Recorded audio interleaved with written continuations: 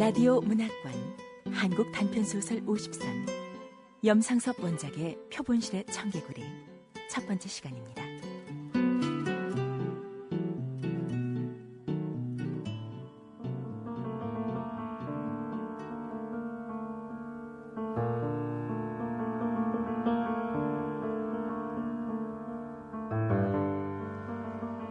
귀성한 후 7, 8개 사건의 불규칙한 생활은 나의 전신을 해면같이 짓두들겨 놓았을 뿐 아니라 나의 혼배까지 투식하였다.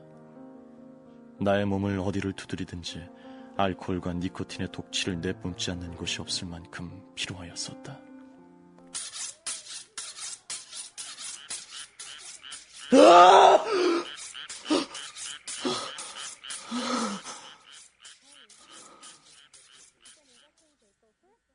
그러면서도 무섭게 양분한 신경만은 잠자리에서도 눈을 뜨고 있었다. 2회, 3회 울 때까지 엎치락뒤치락거리다 동이 훤히 트는 것을 보고 겨우 눈을 붙이는 것이 일주일간이나 넘은 뒤에는 불을 끄고 드러눕지를 못하였다. 그 중에서도 나의 머리에 교착하여 불을 끄고 누웠을 때나 조용히 앉았을 때마다 가혹히 나의 신경을 엄습하여 오는 것은 다름 아닌 해부된 개구리가 사지의 핀을 받고 칠성판 위에 자빠진 형상이다.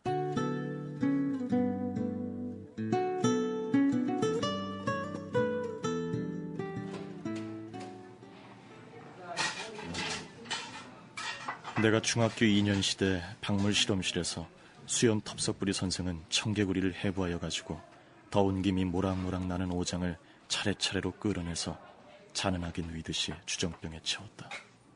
자, 여러분. 이래도 아직 살아있는 것을 보시오.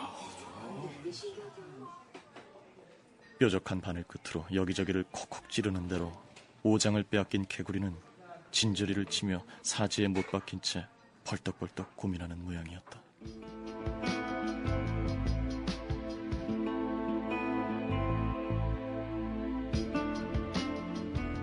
(8년이나) 된 그 인상이 요사이 새삼스럽게 생각이 나서 아무리 잊어버리려고 애를 써도 아니 됐다.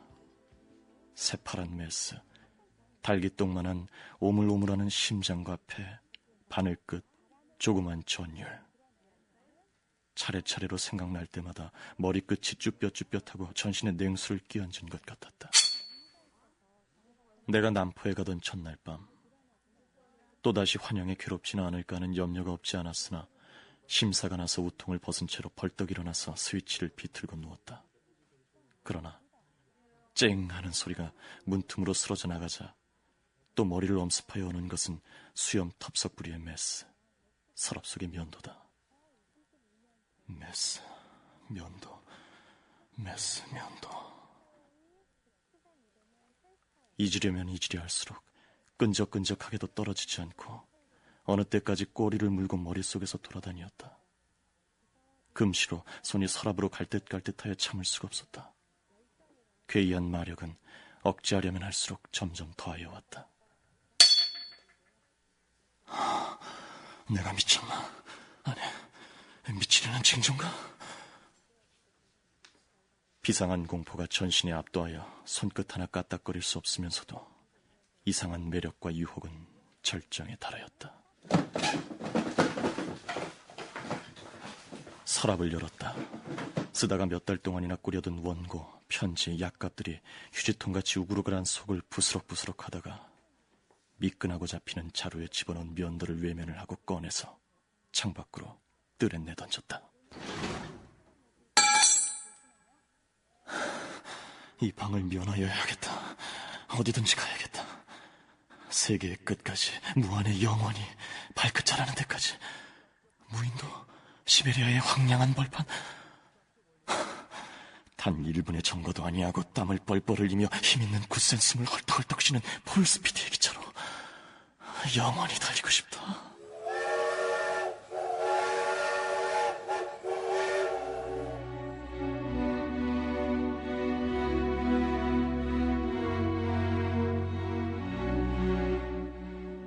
그 이튿날 H가 와서 오늘은 꼭 떠날 터이니 동행을 하자고 평양 방문을 권할 때에는 지긋지긋한 경성의 잡담을 등지고 떠나서 다른 기분을 얻으려는 욕구와 장단을 불구하고 하여간 기차를 타게 될 호기심에 끌렸다.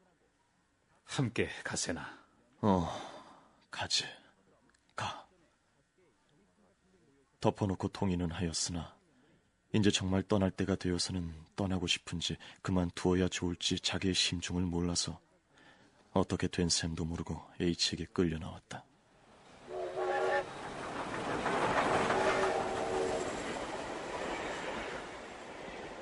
동이 틀락말락하여서 우리는 평양역에 내렸다. 남포행은 아직 20-30분이나 있는 고로 우리들은 대합실로 나왔다. 난 예서 좀 돌아다닐 테니 혼자 가서 와이군을 만나보고 오늘이라도 같이 이리 오면 만나보고 그렇지 않으면 혼자 돌아다니다 밤새로 갈 테야. 어? 뭐야? 왜 그래? 또 미친증이 난게로군? 사람이 보기 싫어서. 영원히 흘러가고 싶다. 끝없는 대로. H도 하는 수 없이 테이블에 놓았던 트렁크를 들고 따라 나왔다.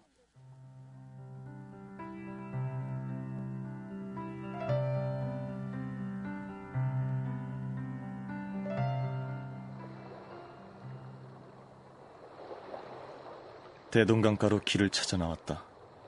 능라도 저편 지평선에서 주홍의 화염을 뿜으며 날름날름하던 아침 해가 벌써 수원지 연통 위에 올라서 천변 식목 밑으로 걸어가는 우리의 곁밤을 눈이 부시게 내리치었다.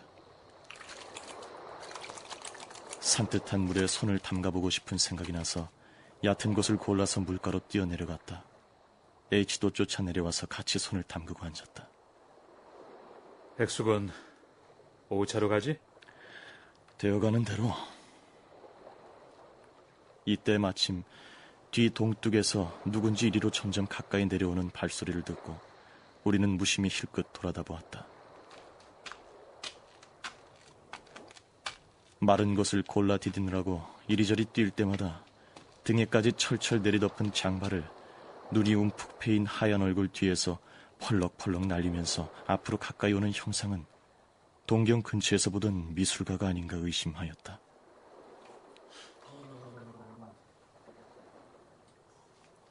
그도 우리와 같이 손을 물에 성큼 넣고 불쩍불쩍 소리를 내더니 양치를 한 번 하고 벌떡 일어나서 대동문을 향하여 성큼성큼 간다.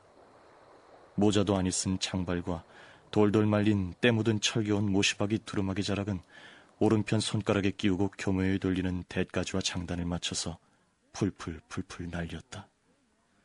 진정한 행복은 저런 생활이 있는 게야.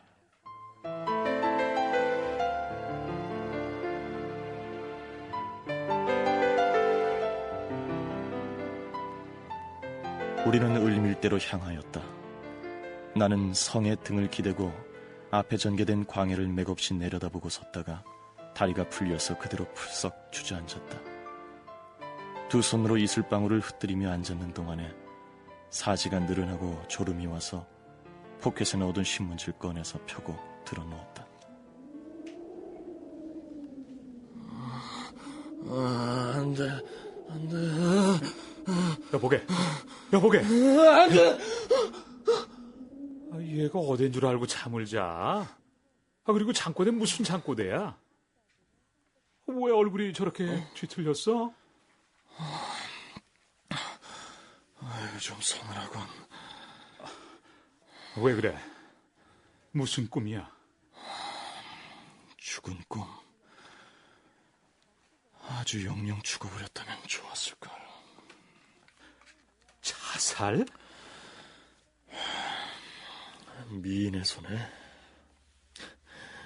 나 같은 놈에게 자살할 용기나 있는 줄 아나? 미인에게 지경이면 한 두어 번 죽어보았으면.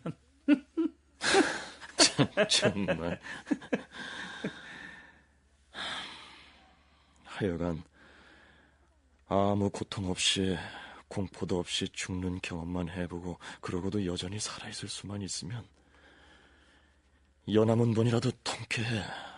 이 목을 졸라매일 때의 쾌감, 그건 어떤 자극으로도 얻을 수가 없는 거야.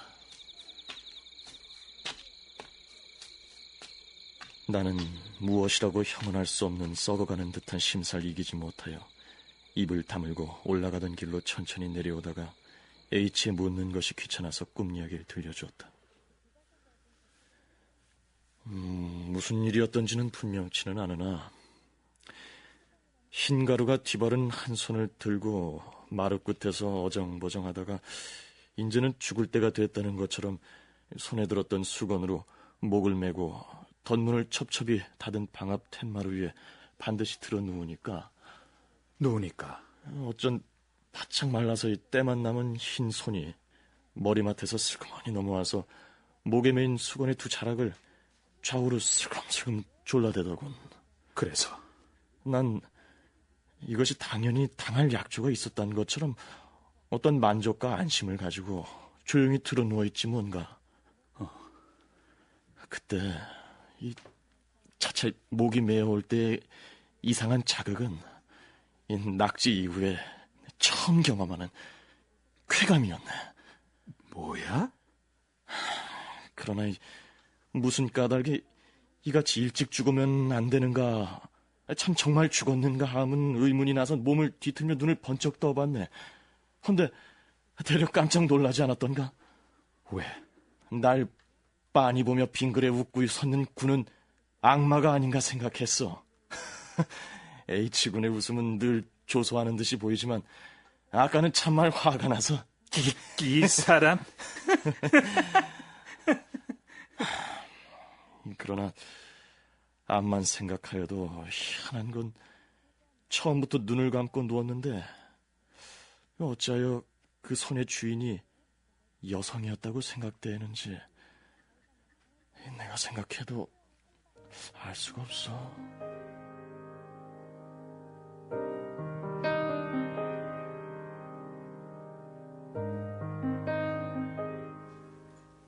남포 Y의 집에 도착하였을 때는 벌써 오후 2시가 훨씬 넘었다. 출입하였던 Y는 방금 들어와서 옷을 벗어던지고 A와 마주 앉아 있다가 우리들을 보고 놀란 듯이 뛰어나와 맞아들였다. 그래, 비는 잘 있나? 금방간 올라가려고 했지. 평양서 전화를 했더라면 내가 평양으로 나갈걸. 피곤하지? 점심은 어떻게 했어? 순서 없는 질문을 대답할 새도 없이 연발하였다. 나는 간단간단히 응대하고 졸리다고 들어누웠다. 이 사람 웬 셈이야. 당대 원교는 다 어디 갔어? 그 표단은? 응? 글쎄, 그것도 이제 좀 염증이 나서 여기까지 가지고 오긴 왔지. 누운 채 벗어놓은 외투를 잡아당겨 찻간에서 먹다 남은 위스키병을 주머니 속에서 꺼내어 내밀었다. 하지만 그것 큰일 났구만. 재행무상을 감하였나? 무표단이면 무인생이라던 것은 취소인가?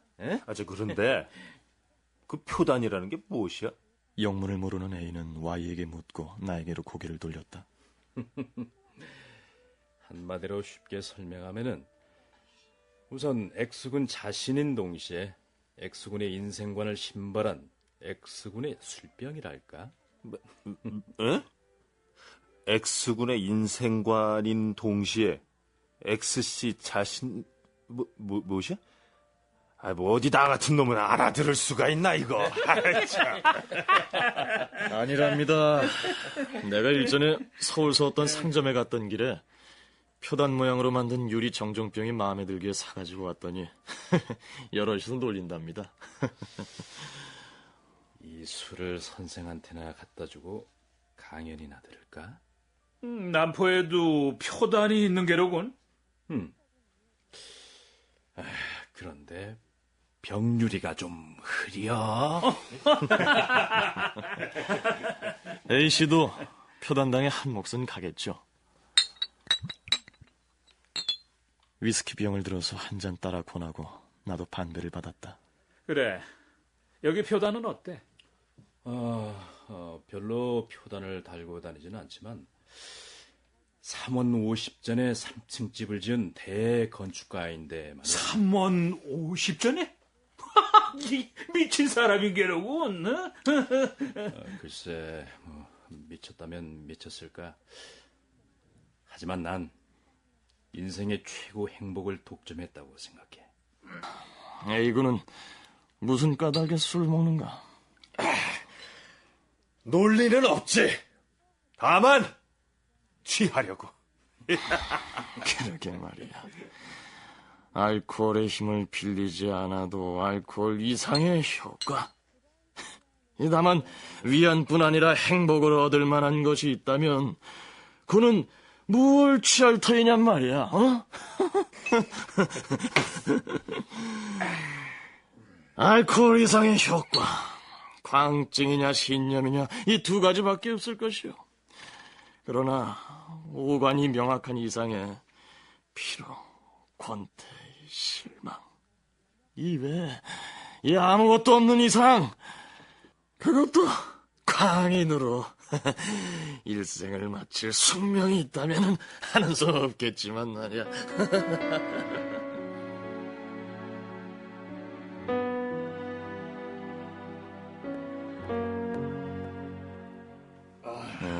우리 구경 가볼까? 응? 어디? 3층집. 에? 글쎄, 좀 늦지 않았을까?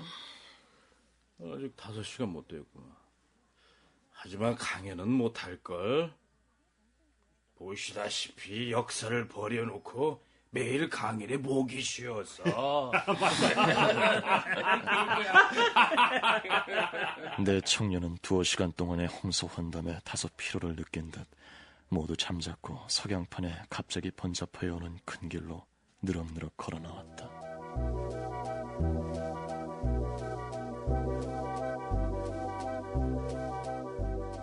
라디오 문학관 한국 단편소설 50선 두 번째 작품 염상섭의 표본실의 청개구리 일부를 들으셨습니다.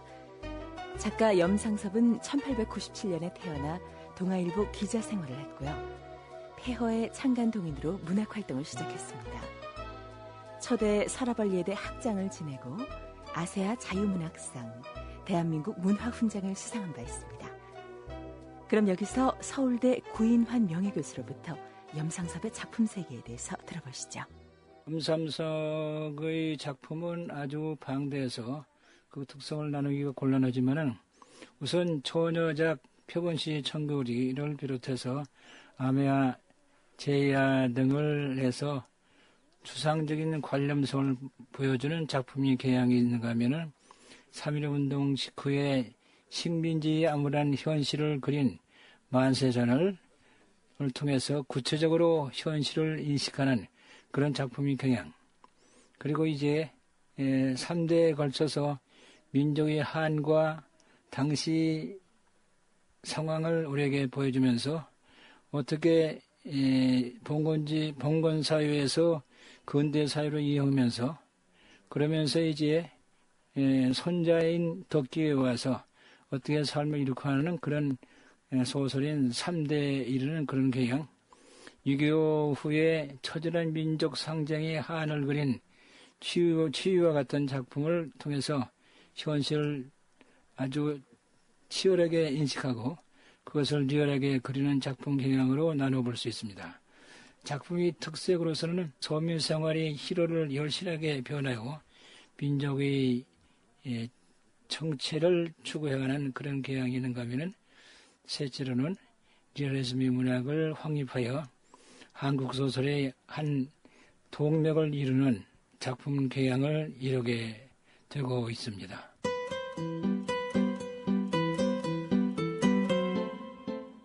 권윤의 연출, 김정현 극본, 염상섭 원작의 표본실의 청개구리 일부를 마치겠습니다.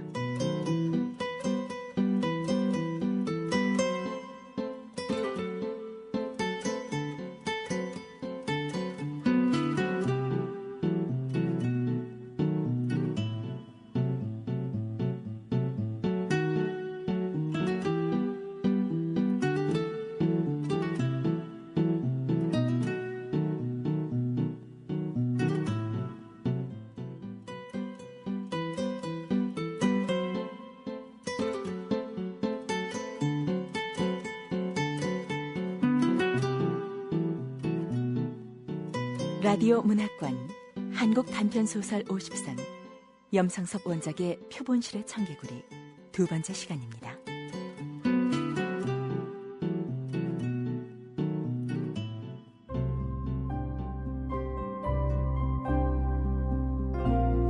지난 회 이야기. 평소 표본실 청개구리의 악몽을 꾸던 나는 삶의 권태와 신경 과민으로 고통과 갈등의 세월을 보내고 있었다.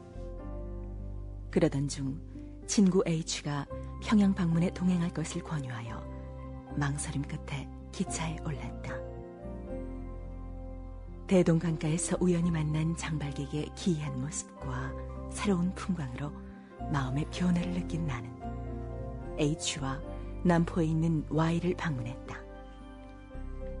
오랜만에 만난 Y는 우리에게 3원 50전으로 3층 집을 지었다는 김창옥에 대한 이야기를 들려주었고, 나를 포함한 우리 일행은 호기심에 그를 방문하기로 한다.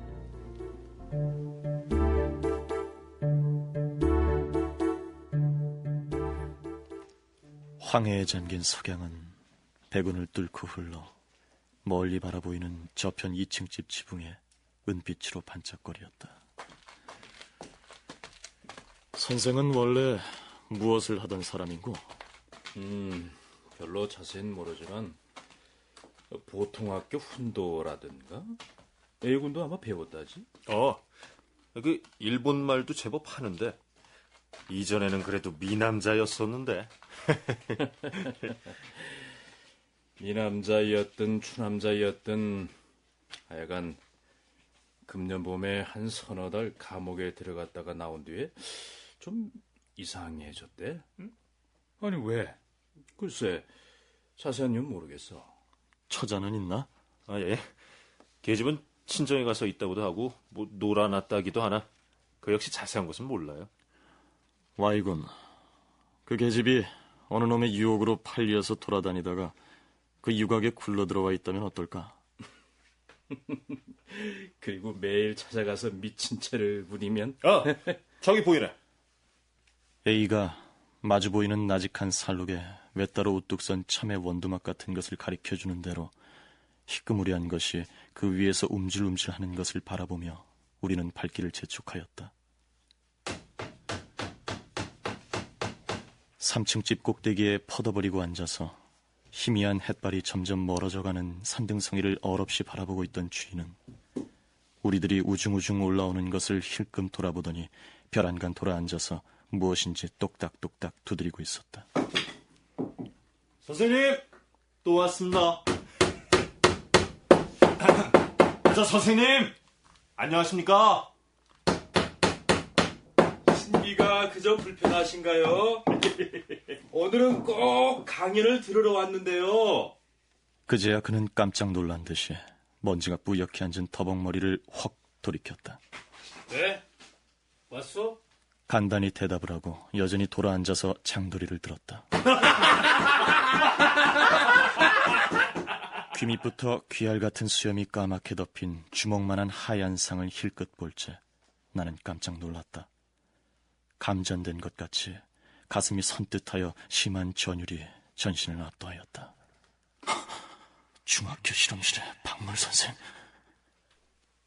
아무 이유 없이 무의식하게 경건한 혹은 숭엄한 느낌이 머리 뒤를 때미는 것 같아서 나는 무심중간에 모자를 벗고 인사를 하였다. 여러 사람들이 흥흥하며 웃는 것을 볼 때 나는 미안하기도 하고 무슨 큰 불경한 일이나 하는 것 같아서 도리어 괘씸한 듯이도 보이고 혹은 이 사람이 심사가 나서 곧 뛰어내려와 폭행이나 하지 않을까 하는 염려도 생겼다. 선생님, 정말 신기가 불편하신 모양이외다 그려. 저 서울서 일부러 손님이 오셨는데 강연을 좀 하시구려. 감기도 좀 들었소이다. 보시듯이 이렇게 역사를 벌려놓고 더군다나 연일 강연에 목이 꽉 쇠서. 그는 영치 없는 뿌연 눈으로 나를 유심히 내려다보았다. 멀리서 서울서 멀리 오셨소이다 그래. 난 남포사는 김창옥이에다. 선생님, 그 용하시외다 그래. 이름도 안 잊으시고. 좀 올라오시소 그래. 아직 역사가 끝이 안 나서 응접실도 없애다마는 게다가 차차 스토브도 들여놓고 손님이 오시면 좀 들어앉아서 술잔이나 나누도록 해야 하겠지만은. 나는 이 사람이 미쳤다고 하여야 좋을지, 모든 것을 대우하고 모든 것에 해탈한 대철인이라고 하여야 좋을지 몰랐다. 너무 황송하여 올라가진 못하겠습니다만은 어떻게 강연이나 좀 하시구려. 글쎄요, 모처럼 오셨는데 술도 한 잔 없어서 미안하에다. 여기 온 손님들은요, 모두 하나님 아들이기 때문에 술은 안 먹는답니다. 예수꾼도 무식한 놈만 모였나 봅니다. 예수꾼들 기도할 때에 하나님 아버지시여 나의 죄를 구하소서 아멘 하지 않소? 그러나 아멘이란 무엇이오? 맹자 같은 만고의 웅변가더러 버버리라고 아멘이라 하니 그런 무식한 말이 어디 있단 말이오? 나의 죄를 사여 달라고 할 지경이면 아멘이라고 해야 옳지 않습니까? 나는 그가 비상한 공상가라는 것을 직각한 외에 웃는지 어쩐지 알 수가 없었다. 그러나 하나님은 참 지공무사하시에다. 나를 이 삼층집을 단 30단량으로 꼭 한 달 10쌍을 만에 짓게 하신 것이에다. 하나님의 은택이에다. 서양놈들이 아무리 문명을 했기로소니 그래 단 30단량에 3층집을 지을 놈이 어디 있습니까? 날마다 하나님이 와보시고 칭찬을 하십니다. 칭찬을 하시니까 지공무사한 것 같지요. 천만에 이것이 모두 하나님 분부가 있어서 된 것이에다. 인젠 불의 심판이 끝나고 세계가 일대 가정을 이룰 시기가 되었으니 동서 친목회를 조직하라고 하신 고로 우선 이 사무소를 짓고 내가 회장이 되었으나 각국의 분쟁을 순찰할 감독관이 없어서 큰일 나서다. 여기 백수군이 어떨까요? 예? 글쎄 해주신다면 고맙지만. 야야야, 동서 친목회 감독 카카. 카카다리. 아닌 게 아니라 처마에 주레주레 매달은 멍석 조각이며 밀감 조각들 사이에 동서 친목회 본부라고 굵직하게 쓰고 그 옆에 회장 김창옥이라고 쓴 관련상자 껍질 같은 마분지 조각이 모로 매달려 있다. 회의 취지는 무엇인가요? 한 나라와 나라가 서로 다투는 것은 결국 무력의 사람의 마음이 가리웠기 때문이 아니오니까. 그리하여 약육강식의 대원칙에 따라 세계 만국이 간과로서 서로 대하게 된 것이 즉 구주대전이었다. 그러나 이제는 불의 심판도 다 끝났다.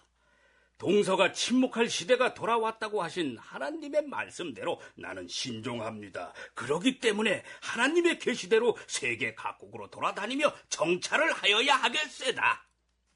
그의 하는 말에는 조금도 농담이 없었다.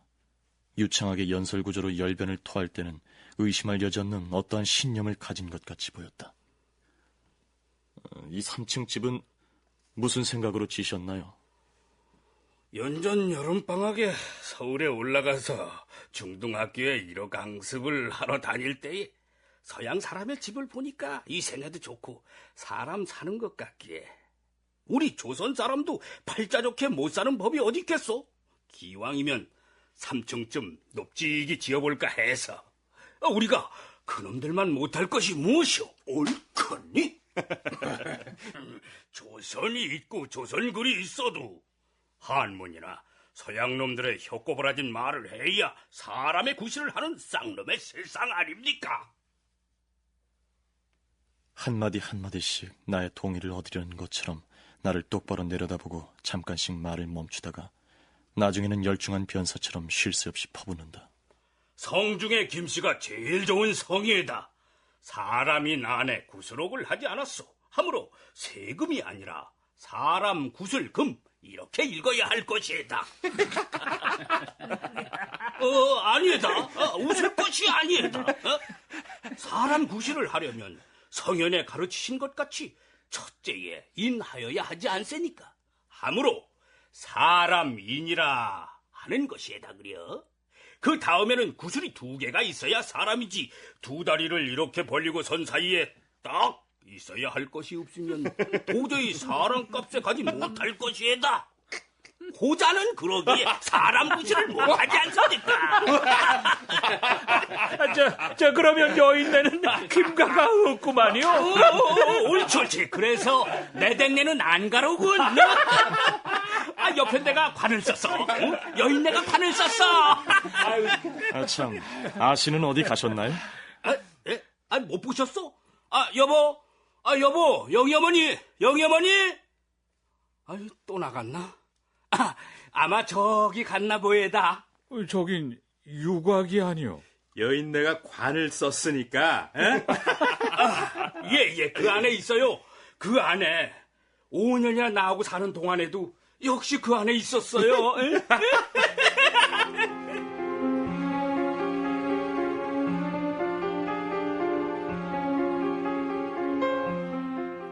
홍소, 혼담, 조롱 속에서 급격히 피로를 느낀 그는 어슬어슬하여 오는 으슥한 산밑을 헤매는 쌀쌀한 가을 저녁 바람과 음산하고 적막한 암흑에 검은 이빨을 악물고 휙휙 한숨을 쉬며 덤벼들어 물고 흔드는 3층 위에 썩은 밤송이 같은 뿌연 머리를 움켜쥐고 곁에 누가 있는 것도 잊은 듯이 기둥에 기대어 앉았다. 인젠 가볼까? 이거...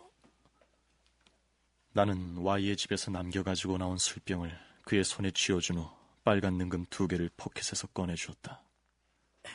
이거 참 미안하다. 가련한 동물을 이별하고 나온 나는 무겁고 울적한 기분에 잠겨서 입을 다물고 구두코를 내려다보며 무심히 걸었다. X군, 어때? 글쎄... 근데 모자를 벗어들고서 공손히 강인을 듣고 서 있는 군의 모양은 지금 생각을 해도 요절을 하겠어.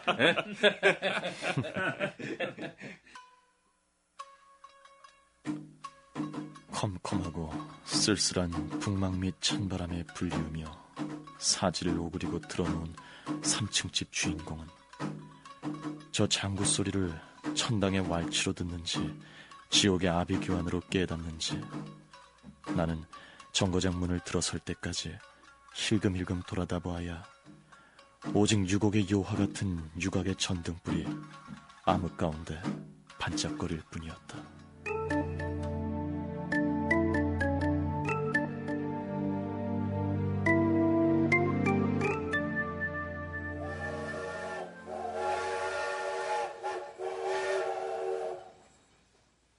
평양행 열차에 오를 때는 일단 헤어졌던 A도 일행과 합동됐다.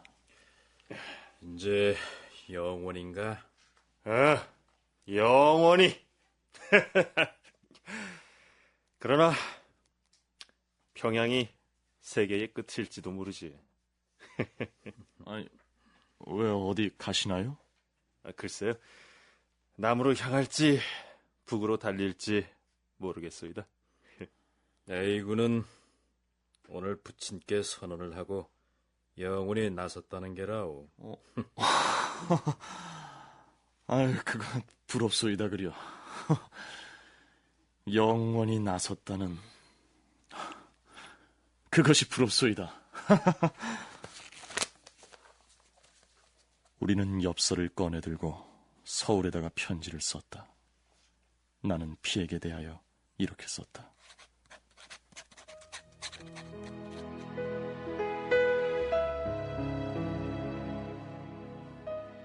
무엇이라 썼으면 지금 나의 이 심정을 가장 천명히 형에게 전할 수 있을까? 인생의 진실된 일면을 죽혀들고 거침없이 육박하여 올 때 전령을 에워싸는 것은 경악의 전율이요, 그리고 한없는 고민이요, 샘솟는 연민의 눈물이요, 가슴이 저린 애수요. 그 다음에 남는 것은 미치게 기쁜 통쾌요. 3원 50전으로 3층 집을 짓고 유유자적하는 실신자, 아니 자유민을 이 눈앞에 놓고 볼 때 나는 놀라지 않을 수가 없었어.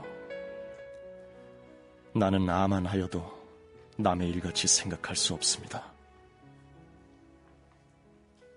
나는 엽서 한 장에다가 깨알같이 써서 Y에게 보라고 주고 다른 엽서 한 장에 다시 계속하였다.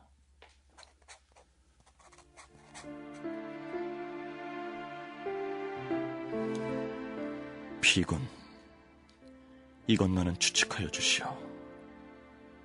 지금 난 얼마나 소리 없는 눈물을 정거한 화차의 연통같이 가다가다 뛰노는 심장 밑으로 흘리며 앉았는가를. 지금 나는 울고 있어. 심장을 압축할 만한 엄숙하고 경건한 사실에 하도 놀라고 슬퍼서 지금 나는 울고 있어. 모든 세포가 환희와 온해 사이에서 뛰놀다가 기절할 만큼 기뻐서.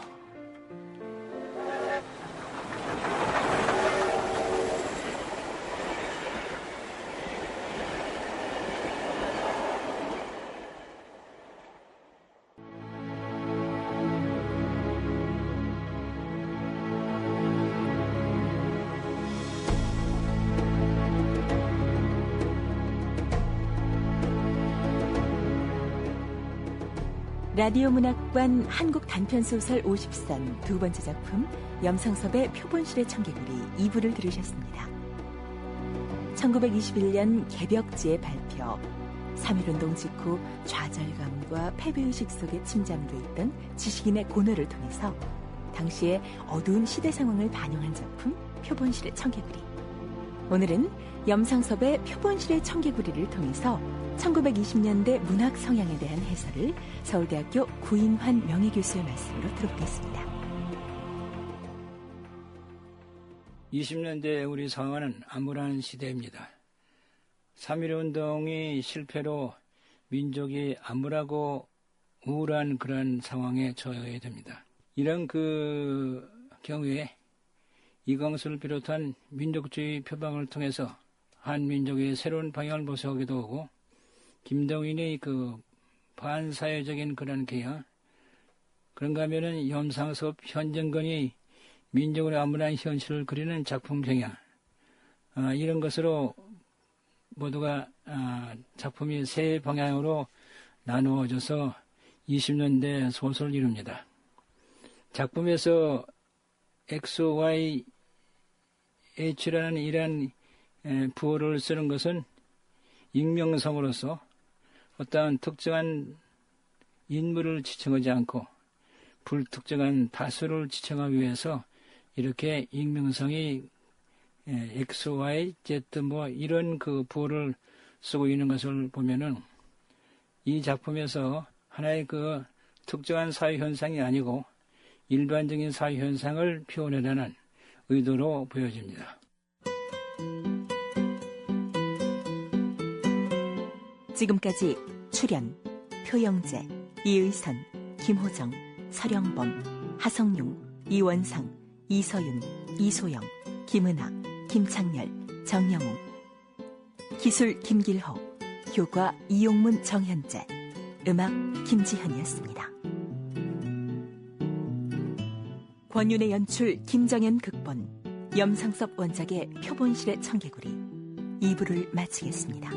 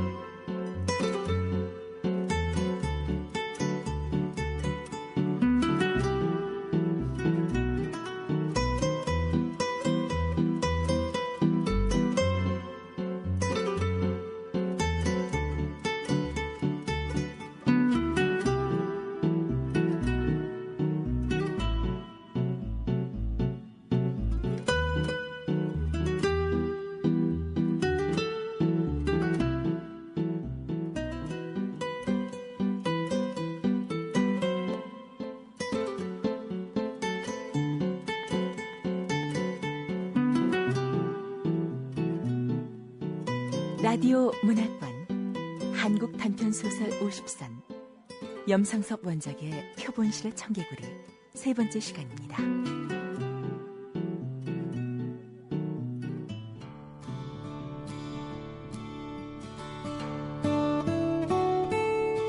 지난 회 이야기. Y를 만나러 갔던 남포에서 나와 H는 뜻밖의 인물 김창옥을 소개받는다. 단돈 3원 50전으로 3층 집을 짓고 사는 김창옥은 정신이상자 같기도 하고 모든 것을 대우각성한 철학자 같기도 하다. 그는 일종의 영감에 사로잡혀 하느님의 명령에 따라 세계 평화를 위한 모임인 동서 친목회를 조직한다며 당당히 자신의 의지를 밝혔다. 그러나 아내의 안부를 묻자 그는 순간 멍해진 눈으로 유곽을 바라보았다. 김창옥을 만난 나는 연민과 진정한 자유인을 만났다는 기쁨이 혼재된 감정으로 서울에 있는 피에게 편지를 썼다.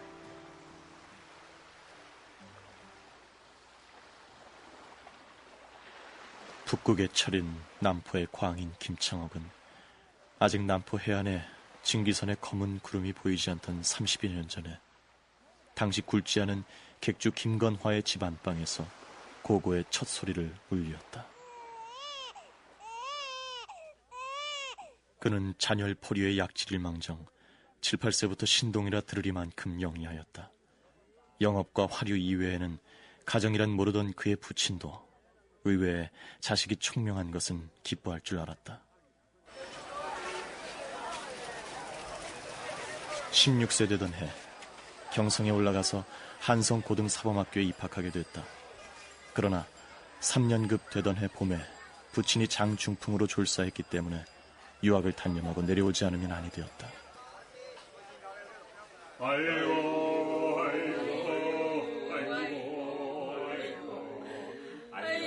모친도 그의 겨울을 넘기지 못하였다. 전 생명의 중심으로 믿고 살아가려던 모친을 잃은 그에겐 아직 어린 생각에도 자살 이외엔 아무 희망도 없었다.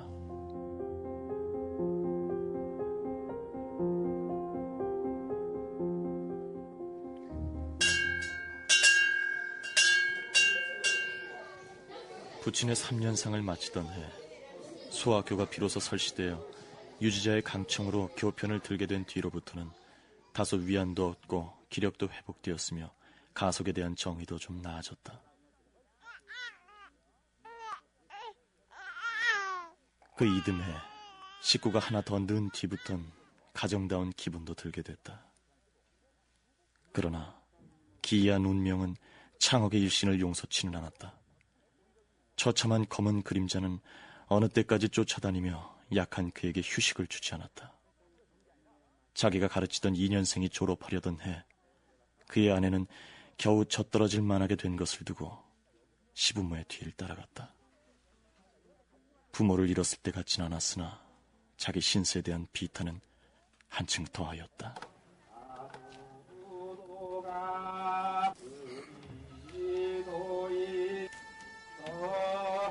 수삭쯤 지나 다시 가정을 이루었다. 이번에는 나이도 자기보다 어리거니와 금실도 좋았다. 이 같은 중에 재미있는 유쾌한 5, 6년간은 무사히 지냈다. 소학교는 제10회 창립 기념식을 거행하고 그는 10년 근속 축하를 받게 됐다. 그러나 운명은 역시 그의 호운을 시기하였다. 4월이면 명예로운 축하를 받게 되는 이때 그는 불의의 사건으로 철창에 매달려 신음치 않으면 아니 되게 됐다. 앞서거니 뒤서거니 하며 그의 일생을 통하여 노려보며 앉았는 비유는 그가 4개월 만에 무죄 방면되어 사파에 발을 들여놓을 때까지 하품을 하며 기다리고 있었다.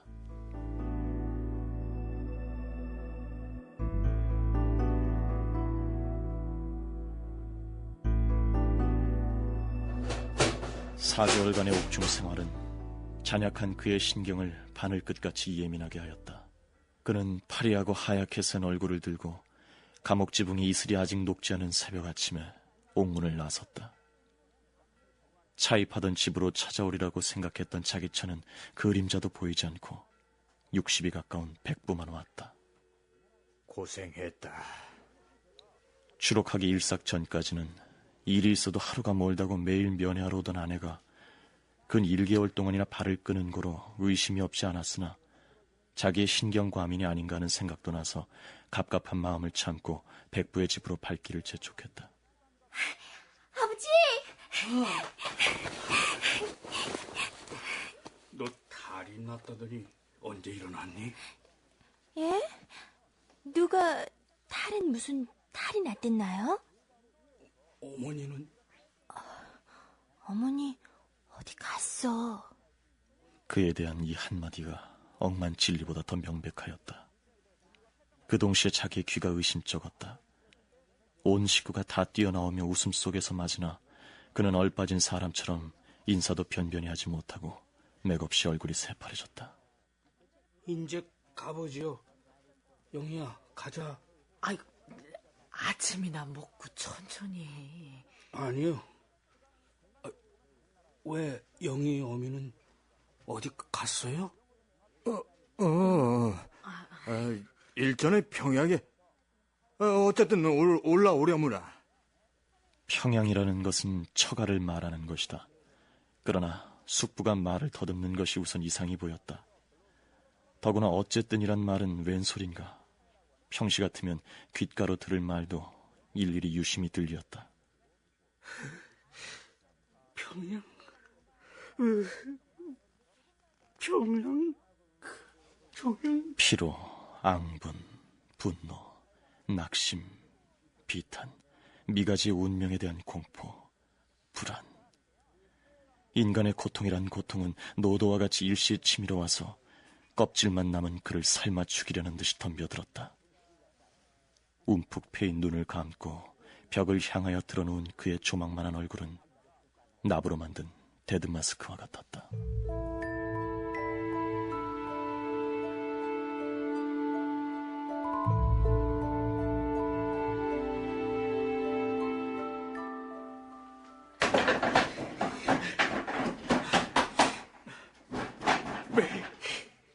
범죄자의 누명을 쓰고 처자까지 잃은 이내 신세일망정. 10여 년이나 정을 들이고 살던 4개월 전에 내 집조차 날 배반하고 이렇게 구리를 차고 있구나. 열대가 얘 있다. 1개월 이상이나 손이 가지 않은 마당은 이삿짐을 나른 뒤 모양으로 새끼 부스러기, 종이 조각들이 질비한 사이에 초아의 잡초가 수치 앞이며 담 밑에 푸릇푸릇하였다. 할아버지, 여기 농이... 망할 년의 새끼, 어느 틈에 집어갔노? 장옥이 첫 장가갈 때 서울서 사온 화리 농장인데. 그는 그 이튿날부터 5, 6일 동안은 한 발짝도 방문 밖에 나오지 않았다. 아침에 세수할 때와 간혹 변소 출입 이외에는 더운 줄도 모르는지 창문을 꼭꼭 닫고 큰 기침소리 한 번 없이 들어앉았다. 그가 속에서 무엇을 하고 있는가는 아무도 몰랐다.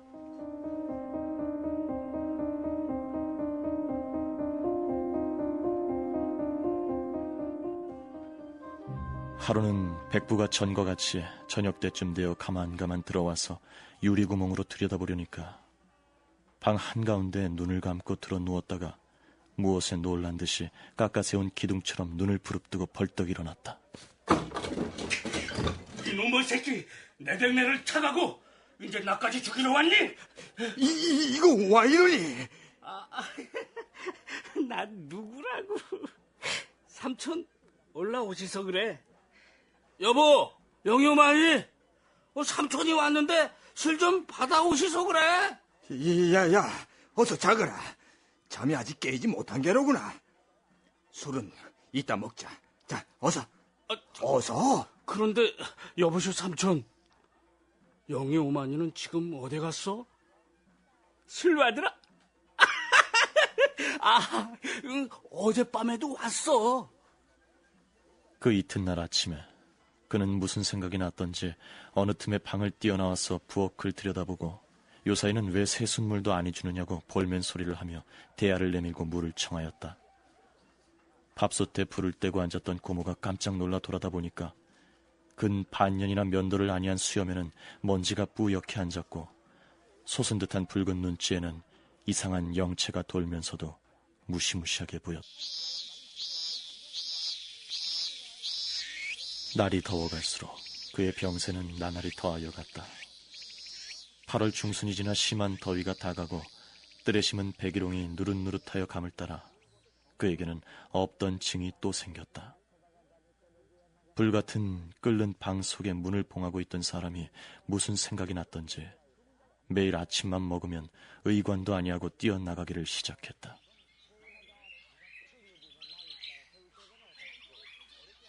그는 다만 자기 집에서 동북으로 향하여 1마장쯤 떨어져 있는 유곽 뒤에 둘러싸인 조그마한 매 위에 종일 드러누웠을 뿐이다.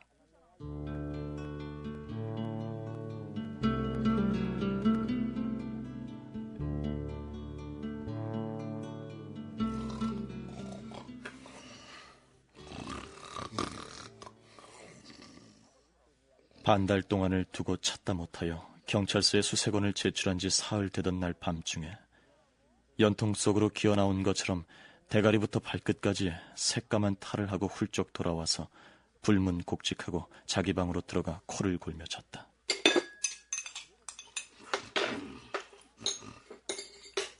이튿날 아침엔 조반을 걸신 들린 사람처럼 그릇마다 할 듯이 하여 먹고 삼촌이 건너오기 전에 뛰어나갔다. 3, 4시간 뒤에 쫓아간 그의 백부는 유정 유곽산 뒤에서 용히 그를 발견하였다.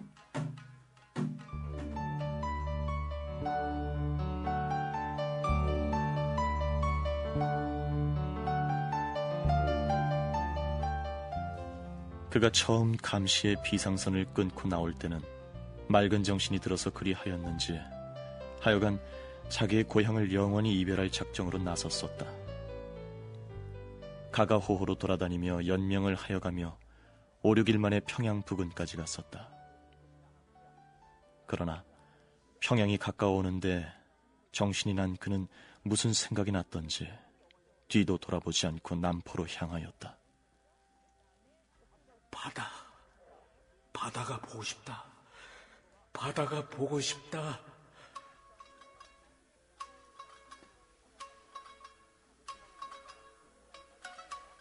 그는 하는 수 없이 자기 서재로 자기를 위하여 영원히 안도하라고 하느님이 택정하신 바 유정 뒷산 밑으로 기어든 것이었다.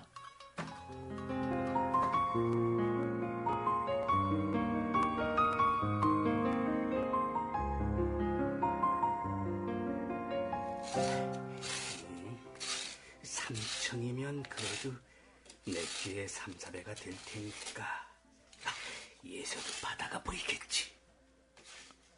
곁에 떨어진 나뭇가지를 들고 차차 햇발이 멀어가는 산비탈에 앉아서 건축의 설계도를 그리기 시작하였다. 누렇게 된 잔디 위에 정처 없이 이리저리 줄을 쓱쓱 그으면서 가다가다 혼자 고개를 끄덕끄덕하며 해가 저물어가는 것도 모르고 앉았었다. 어떻게 하였으면 아무도 모르는 동안에 하루바피 이 신식 삼층 양옥을 지어서 세상 사람들을 놀래 보일까? 지금의 그로서 무엇보다도 제일 기회하는 것은 자기의 계획이 완성되기 전에 가족의 눈에 띄거나 탈로 되는 것인 동시에 이것을 계획하는 것, 더욱이 이 계획을 절대 비밀리에 완성하는 것이 유일의 재미요 자랑거리이며 또한 생명이었다. 근데 제목은 삼촌집에서 밤에나 새벽에 가서 집어와? 그것은 아니 될 것이다. 그러면 어느 목재상에나 가서? 옳지. Y 목재상이라는 기단 간판이 달린 목책으로 둘러막은 문전에 다다라 우뚝 서며 안을 들여다보고 멈칫거리다가 문 안으로 썩 들어섰다. 제목 있어? 아이, 그런데 이게 웬일이요? 제목이야 있지요. 아니 좀 자질구레한 기둥이 있거든. 몇 개 주시소 그래. 지금 집을 짓다가. 그건 해보 다시랴오. 그러나 돈을 가져오셔야지요. 옳지. 돈이 있어야지. 돈이 있어야지. 그 길로 자기 집으로 뛰어갔다. 방에 쑥 들어서면서 흙이 말라서 뒤발을 한 손으로 책상 위에 놓인 물건을 뒤적거리며 한참 찾더니 돈지갑을 들고서 선 채 열어보았다. 속에는 1원짜리 지폐가 석 장하고 은전, 백동전 합하여 90여 전쯤 들어있었다. 얼마나 드릴까?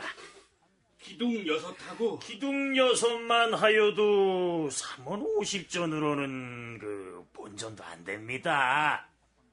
이같이 하여 이렁저렁 1개월 이상이나 걸린 역사는 대강대강 끝이 나서 우선 손을 떼던 날 석양에 그는 3층 위에 올라앉아서 저물어가는 산 경치를 내다보고 혼자 기꺼움을 이기지 못하였다. 인생의 모든 행복이 일시에 모여든 것 같았다. 회명은 뭐라고 할까? 국제연맹이라는 것은 있으니까 국제평화협회? 세계평화회? 그것도 아니되었어. 동서양이 제일에 침묵하여야 할 것인즉 동서 침묵해라 하지. 옳지. 동서 침묵해. 됐어.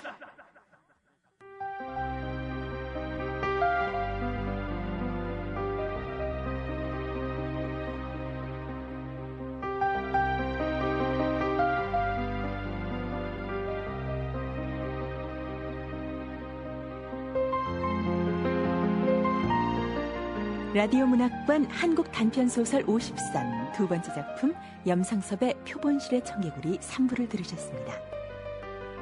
나의 신경증과 김창옥의 광기로 망국인의 절망을 암시하면서 당시의 창백하고 무기력한 지식인의 전형을 보여준 작품 표본실의 청개구리. 오늘은 염상섭의 표본실의 청개구리에서의 나와 김창옥 그리고 청개구리의 의미를 서울대학교 구인환 명예교수의 말씀으로 들어보겠습니다. 표본실의 청개구리는 청개구리 실험을 전제로 해서 나가 김창옥이 삶의 여정을 추적하는 그런 과정으로 되어 있습니다. 청개구리는 5장을 다 빼앗기고도 발동치는 그러한 모습을 보이는 것은 첫째는 암울한 당시 현실을 우리에게 상징하는 것이고 둘째는 있는 그대로 현실을 해부하고 반영하겠다는 작가의 의도가 보여집니다. 나는 나가 작가일 수도 있고 작정의 소설자일 수도 있는데 암울한 절망 속에서의 현실을 극복하려는 지향성이 젊은이들이 하나의 표상으로 그려져 있습니다. 그리고 나와 김창옥의 그런 관계는 김창옥이 바로 나의 거울이기도 하고 또 나의 모습이기도 하다고 작중인물은 말하고 있습니다. 따라서 청개구리는 이 작품의 전체를 분위기를 상징하는 것이고 나는 이 작품 전체를 통과하는 의미를 가지고 있고 김창옥은 작품의 현실에서 살아가는 처절한 현실이 한 인간으로서의 과정을 보여주는 의미에서 세 고리가 어울려서 표본실의 청개구리의 암울한 현실을 탈출하는 하나의 모습을 보여주고 있습니다. 권윤의 연출, 김정현 극본, 염상섭 원작의 표본실의 청개구리 3부를 마치겠습니다.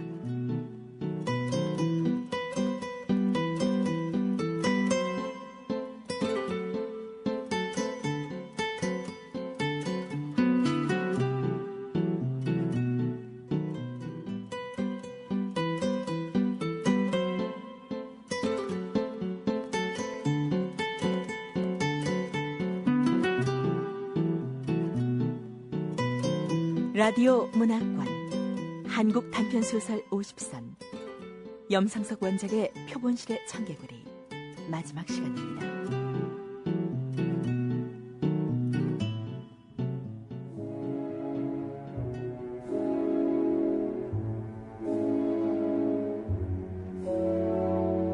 지난 회 이야기. 남포의 광인 김창옥은 30여 년 전 당시 굴지의 객주 김건화의 장남으로 태어났다. 어려서부터 신동이라 불렸던 그는 창운의 꿈을 안고 경성에 올라왔으나 갑작스런 부친의 졸사로 채 그 꿈을 펼쳐보기도 전에 낙향했다. 연이은 모친 상과 아내의 죽음으로 그는 시리에 빠지게 됐다. 이후 제가하여 다복한 가정을 꾸미던 것도 잠시. 불의의 사건에 휘말려 옥살이를 하는 동안 아내는 도망가고 살던 집은 폐허가 됐다. 급기야 미쳐버린 김창옥은 실성한 채 돌아다니다가 돌연 나타나 유광 옆에 3층 집을 짓기 시작했다.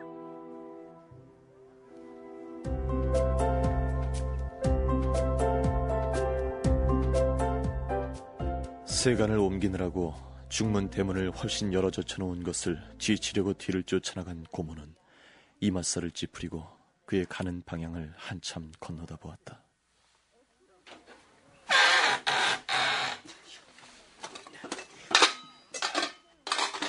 15분쯤 되어 삐걱하는 소리가 나더니 또 들어와서 이번에는 부엌으로 들어가서 한참 동안 훔척훔척하다가 석유통으로 만든 화덕 위에 냄비를 들고 나왔다.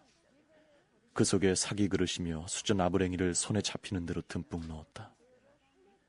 10수년 동안 기거하던 자기 집을 영원히 이별하였다.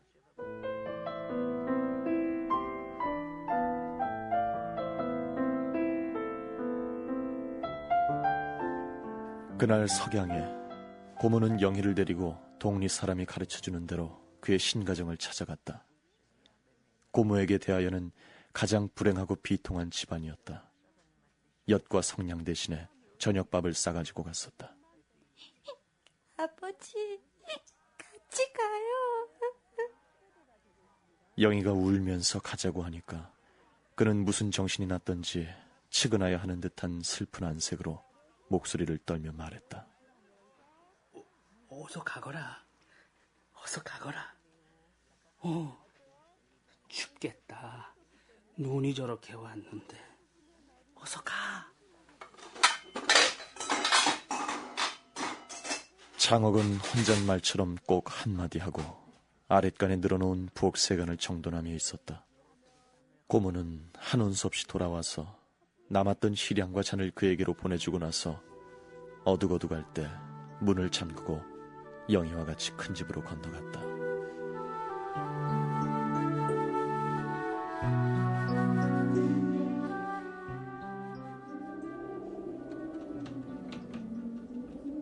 평양으로 나온 우리 일행은 그 이튿날 아침에 남북으로 뿔뿔이 헤어졌다. 그 후 2개월쯤 되어 나는 백설이에 의한 북극 어떠한 한촌 진흙방 속에서 이러한 Y의 편지를 받았다. 형식에 빠진 모든 것은 우리에게 있어 벌써 아무 의미도 없는 것이 아니오. 동면 상태로 겨우 서식하는 지금의 나론 누구에게든 또는 무엇에든지 붓을 들지 않으려고 결심하였어. 자기의 침체한 처분, 꿈꾸는 감정을 아무리 과장한들 그것이 결국 무엇이오? 한데 이건 어찌 보냈노? 그러나 지금 펜을 들어 이 페이퍼를 더럽히는 것이 현재 내가 무슨 새로운 의의를 발견하고 혹은 새로운 공기를 호흡하게 된 까닭은 아니오. 다만 내가 오래간만에 집을 방문하였다는 것과 그 후에 군이 어떤 호기심에 가지고 신방하였던 3원 50전에 3층 양옥을 건축한 철인의 철저한 예술적 또는 신비적 최후를 군에게 알리려는 까닭이오. 여기까지 읽은 나는 깜짝 놀랐다. 손에 들었던 편지를 책상 위에 놓고 바로 앉아서 한자 한자 세듯이 하여가며 계속하여 보았다. 사실은 지극히 간단하나 이 소식은 군에게 비상한 만족을 줄 줄로 믿소. 만족이라. 하나님이 천사를 보내시어 꾸며놓으신 옥좌에 올라앉아서 자기 이상을 실현치 않으면 아니 될 시기라고 생각한 그는 신이로서 만든 3원 50전짜리 궁전을 이 오탁에 쌓인 속개에 두고 가기 어려웠을 것이요. 두고 가? 그럼 그가 거길 떠났단 말인가? 신의 물은 신에게 돌리리라. 처치하기 어려운 3층 집을 맡길 곳이 신 이외에 없었을 것도 괴이치 않은 것이겠소. 유곽 뒤에 지어놓았던 원두막 한 채가 간밤 바람에 실어하여 먼지가 되어 날아간 뒤에 집주인은 종적을 감추었다라고 하면 사실은 지극히 간단할 것이요. 뭐라? 실화? 불? 그러나 불은 왜 놓았나? 나는 더 읽을 기운이 없다는 것 같이 가히 지면을 내려다보고 앉았었다. 의외의 사실에 대한 큰 경의도 아니려니와 예측한 사실이 실현됨에 대한 만족의 정도 아닌 일종의 형용할 수 없는 감정이 다대한 호기심과 기대에 긴장하였던 마음을 일시에 느지러지게 한 상태였다. 불은 왜 놓았나? 추위에 못 견디어서라고 세상 사람들은 웃고 말 것이요. 그리고 군대로 말하라면 예의 현실 폭로라는 넉자로 설명할 것이요. 그러나 그가 3층 집에서 내려와 자기 집 서재로 들어가기 전에는 불을 놓았다고도 못할 것이요. 또 현실 폭로의 비애를 감하여 그리하였다 하면 방화까지 할 필요는 없었을 것이요. 신의에 따라서만 살 수 있다는 신념을 확집한 그는 이제는 금강산으로 들어갈 때가 되었다고 3층 위에서 뛰어내려온 것이요. 그리고 그 건축물은 신에게 돌린 것이요.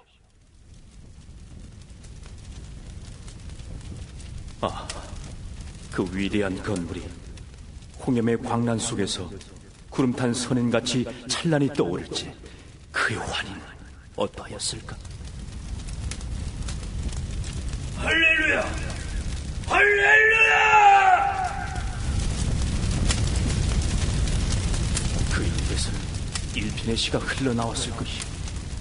마치 네로가 홍염 가운데 로마 대도를 바라보며 하프에 맞춰서 시를 읊듯이. 할렐루야!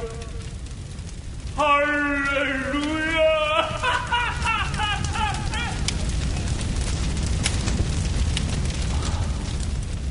그는 얼마나 위대한 자이며 얼마나 행복스러워. 반열 반원의 자기를 돌아볼 때 진심으로 자기 자신을 매도치 않을 수 없어. 기뻐하리라고 한 Y의 편지는 오직 잿빛의 납덩어리를 내 가슴에 던져주었을 따름이었다. 나는 여기저기 골라가며 또 한 번 읽은 뒤에 편지장을 책상 위에 펼쳐놓은 채 들어누웠었다. 음산한 땅 속은 무겁고 울적한 나의 가슴을 더욱더욱 질식케 하는 것 같았다. 까닭없이 울고 싶은 층이 나서 가만히 누워있을 수가 없었다. 나는 뛰어 일어나서 방 밖으로 나섰다.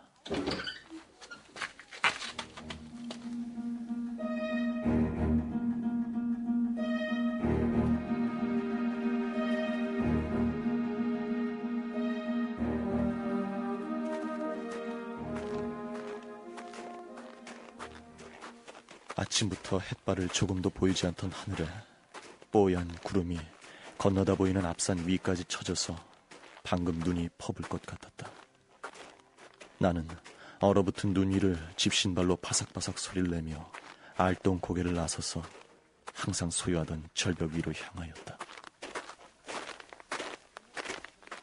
사람 하나가 간신히 통행할 만한 길 오른편 언덕에 거무스름하게 썩어서 문정문정하는 지프로 에워싼 한간 집이 있고 그 아래엔 비스듬하게 짓다가 둔 헛간 같은 것이 있다.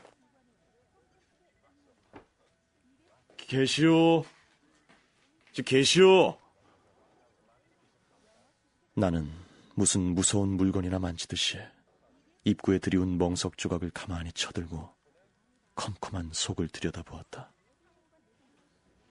광선 한 줄기 들어오지 않는 속에서는 쌀쌀한 바람이 휘끼칠 뿐이요 아무것도 보이지 않았다. 공연히 마음이 선뜻하여 손에 쥐었던 거정문을 놓으려다가 다시 자세히 검살하여 보았다. 저것은 기둥 2개를 나란히 늘어놓은 위에 나무 관 같은 것을 놓고 그 위에는 언젠지 대동강변에서 본 봉황선 대가리 같은 단청한 목판짝이 얹혀 있었다. 나는 보지 못할 것을 본 것 같이 꺼림하여 마른 침을 탁 뱉고 돌아서 똥뚜기로 올라갔다.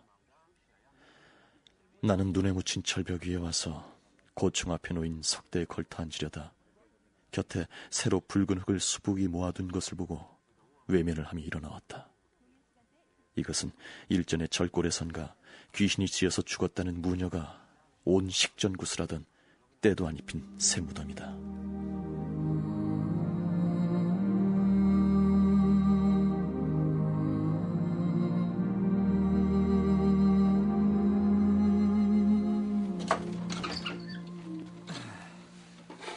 저녁 잡수시오. 주인 양반, 잠깐만. 등 너머 일간 두옥은 무엇이냐요? 그것이 이 촌에서 천당에 올라가는 정거장이라우. 네? 동리에서 조직한 상계의 소유라우. 이 촌에서 난 사람은 누구나 조만간 그곳을 거쳐야만 한다는 묵계가 있다우. 그 순간에 나는 인생의 전 국면을 평면적으로 부감한 것 같은 생각이 머리에 떠오르는 동시에 무거운 공포가 머리를 누르는 것 같았다.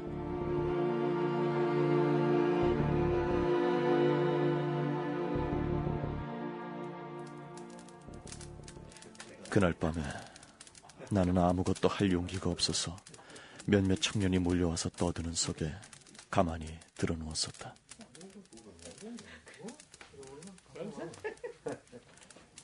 어쩐지 공연히 울고 싶었다.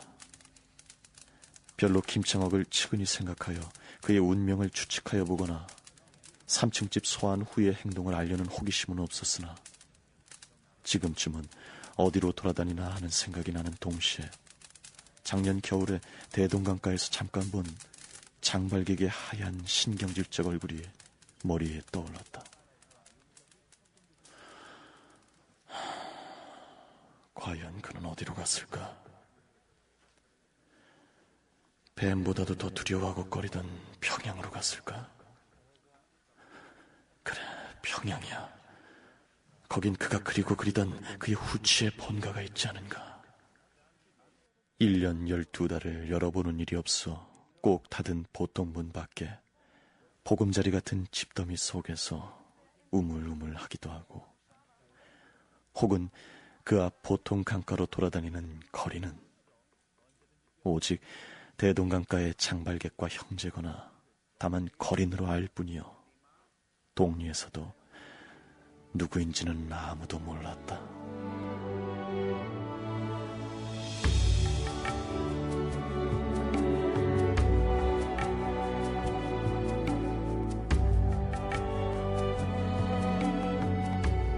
라디오 문학관 한국 단편소설 50선 두 번째 작품 염상섭 원작의 표본실의 청개구리를 들으셨습니다. 한국 최초의 자연주의 소설로 주리를 묶인 청개구리와 같은 한국민의 입장을 한 지식인의 아픔으로 형상화시킨 작품이죠. 표본실의 청개구리. 그럼 오늘은 염상섭의 표본실의 청개구리에 대한 주요 작품 해설을 서울대학교 구인환 명예교수의 말씀으로 들어보시겠습니다. 표본실이 청구리에서 우리가 주의해서 볼 것은 청개구리를 해부해서 오장을 빼앗기고도 발버둥치는 청개구리를 통해서 우리는 두 가지, 하나는 그 암울한 현실을 우리에게 보여주는 것이고, 둘째는 김창으로 상징되는 암울하고 참담한 현실을 어떻게 극복해서 새로운 내일을 구축하느냐 하는 그 지향성이 있는 하나의 인텔의 상징으로서 김창학을 젊은 인텔의 모습을 보여주는 그런 양상에서 나와 김창희가 서로 중복되면서 둘이면서 하나가 되는 그런 암울한 현실을 대응하는 한 모습으로 나타나는 것이 둘째 특징이고, 셋째는 김창학이 퇴락해가는 과정을 민족의 순환과 그 비극적 현실을 대응하는 그런 현실로 봐서 우리는 그 3.1운동이 실패로 해서 실족해가는 우리 민족의 암울한 현실을 여기서 엿볼 수 있고, 마지막으로 자연주의적 리얼리즘의 기법에 의해서 해부와 관찰을 통해서 암울한 우리 현실을 직시하고 그 현실을 초국하고자 하는 한 인물을 통해서 우리 암울한 현실을 초국할 수 없는 그런 비극적 현실로 치닫는 이러한 모습을 보여줍니다. 표본실의 청개구리를 들으시고 청취감상문 보내주세요. 인터넷 www.ebs.co.kr로 들어오셔서 라디오 문학관 홈페이지 청취감상문란에 청취소감 올려주시는 분 중에서 2분 추첨해서 선물 보내드리겠습니다. 여러분의 많은 참여 부탁드립니다. 라디오 문학관 첫 번째 작품이었죠. 현진건 원작의 빈철을 듣고 청취감상문 보내준 분이 계시네요. 감사합니다. 숭이여고 1학년 김태현 학생의 청취감상문 들어보시겠습니다.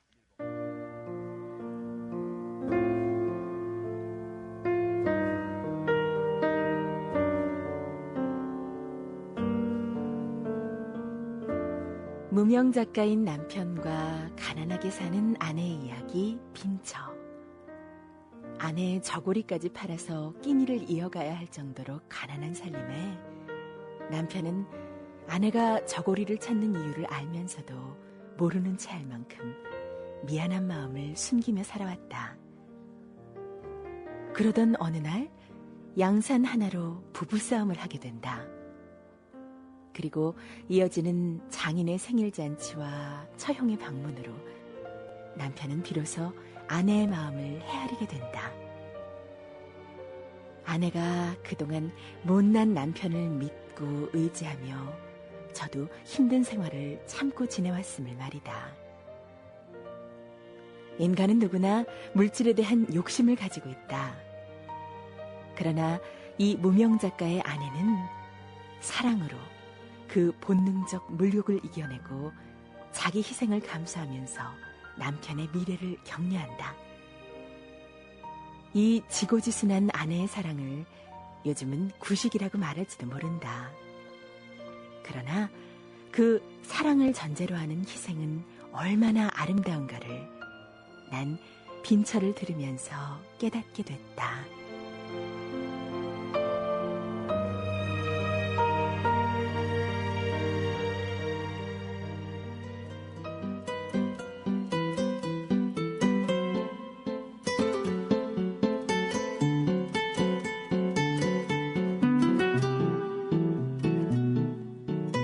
지금까지 출연 해설 나 표영재, 김창업 이의선, 친구 Y 김명남, 영희 유승화, 하숙집 주인 이원상, 기술 김기호, 효과 이용문 정현재, 음악 김지현이었습니다.